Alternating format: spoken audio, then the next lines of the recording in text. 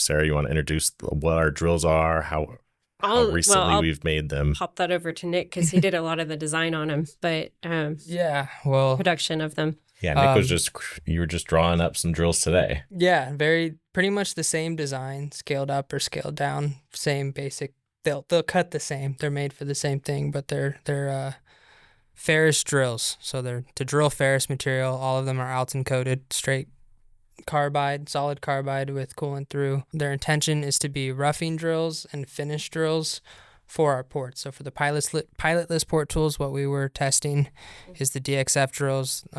Those are to drill the minor diameter to size, so that you're creating the hole at the size you need it to be.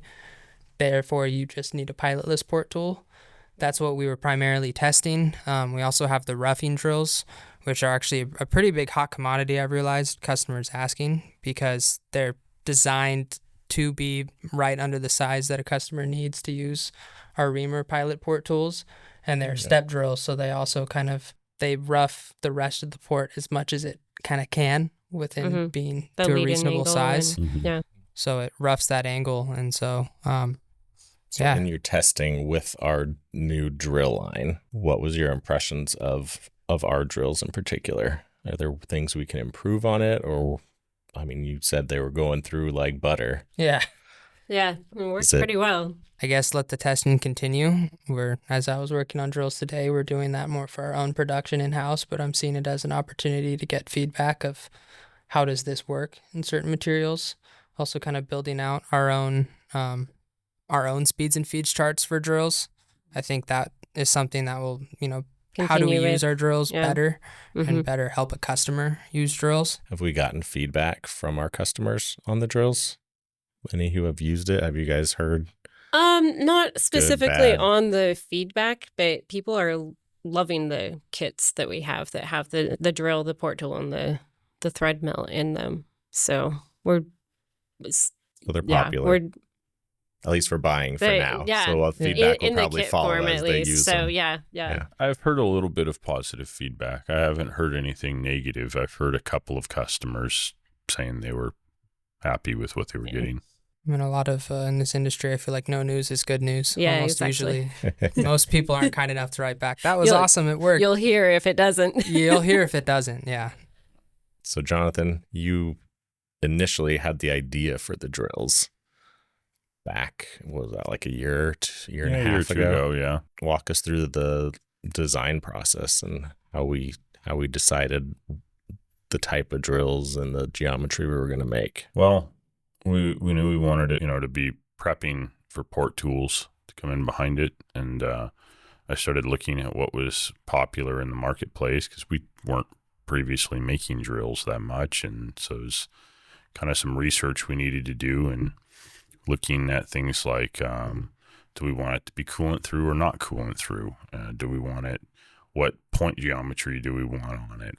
Do we want them to be solid carbide, or are we looking to sell something that's in maybe not high-speed steel, but cobalt? Yeah, like a cobalt drill or something. Yeah, and we ended up going with the high efficiency solid carbide, coolant through, 140 degree drill point, 3 times diameter. They didn't need to be long because you're prepping just for a port. So they're pretty standard to what's in the industry. The difference is why you would want ours instead of just buying from a drill manufacturer is, like we were saying, we're making ours to this specific minor diameter and sizing them properly for our ports, which you don't necessarily get when you just go buy what's commercially available right now. And we want to sell it, Right. It's like, I don't want to, oh yeah, you go buy a Goering drill. No. Come buy our drill. It's easier for everyone though, because it's a one-stop shop. Right. It is. It is nicer for your customers. That's the one thing that I think, especially the companies where they don't do very much porting, they're not as comfortable with what they're supposed to do or how it works. When you say, here's a kit, buy this, it has everything you need, start to finish. Right. Yeah, that was a special kind of pivot that we had leading up to IMTS, was going, okay, we've got this new drill line. And I don't know who came up with the idea. One of us did, but like, hey, let's put them all together. It was you or Brandon. I can't remember.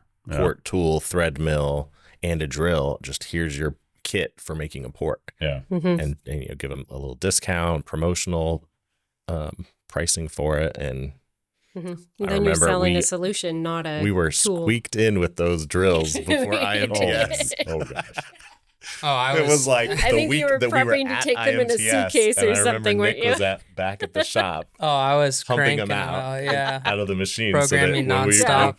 We could actually say, they're on the shelves. They're ready to ship. Yeah. It worked out well, but it was a little bit of a scramble there at the end. That was quite the scramble. Yeah, I'd be organizing everything like, okay, these are going to run at night. These are good. Okay, we got these. At 7 a.m, I'm going to come in and you're going to have 1 hour before it finishes and I'll have the program done for you so we don't skip a beat. And it worked out. Yeah. That worked out well because Nick was, 3 or 4 months into your job at that point? I think so. Yeah. So you were fairly new, and he had already Maybe taken on a lot of responsibility at that point. Right. I think that gave us a big relief to know, like, hey, we can count on Nick. Nick's there, and he's competent. He knows what he's doing. It was we hired the right guy.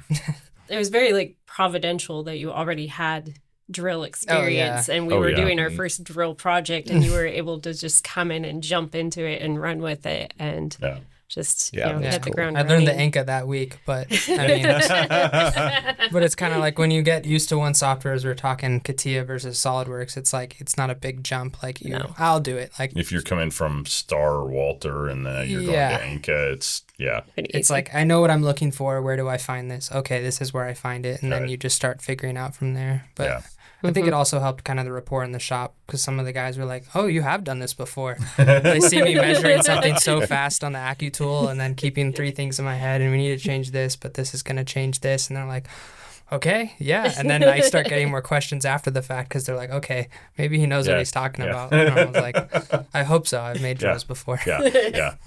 But, I mean, you were asking what kind of went into the design on the drills, and it definitely was a process of pulling our reps, some of our customers, a few distributors that I could talk to that I knew had technical experience. I know we bought competitor drills just to look at them, to analyze them, make sure that what they were doing was working and why was it working. Were you asking that a lot? Like, I wonder why they did this.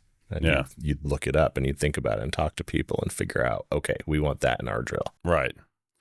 And then, but it was kind of like, what I ended up going with was probably the more expensive option, but I think the better value option for our customers for the most part, because so many customers do have machines now that are coolant-through capable, and they have the capability to run carbide at the speeds they need to run at, and it's just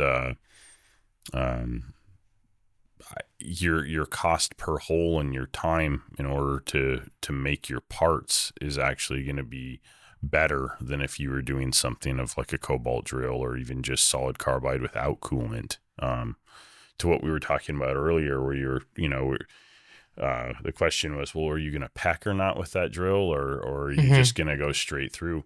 You actually will lose tool life if you peck. Yeah, you're keeping the tool in the material longer than it needs to be. So every it's just time rubbing. you pull the tool back out of the material and then re-engage, you're intensifying the wear on the cutting edge. Right. And so the fact that you're going with a coolant through option like that, where it will flush the chips, you don't need to pack with it, you actually end up with a lot longer lasting cutting tool. Which makes sense. Yeah. It's like that principle seems to kind of work for machining and grinding, is if it doesn't melt your tool, if it doesn't melt the work holding or the work material or the carbide, the faster you can get through something, it seems the better. Yeah. Like even on a wheel, like if you're gonna try to go, I don't know, half-inch minute through fluting, you're probably gonna wear that wheel out pretty fast, and you're not, you know what I mean? Because you're just burying the wheel in there for longer than it needs to be, and that kind of ended up being a very similar thing we saw with the port tools. Was kind of like the higher chip load with a coated tool specifically, that really you're keeping the tool in there the least amount of time possible to create a good cut. And when you find that sweet spot, it's like you will get better tool life out of it because you're not just forcing it to stay in the material longer than it needs to be.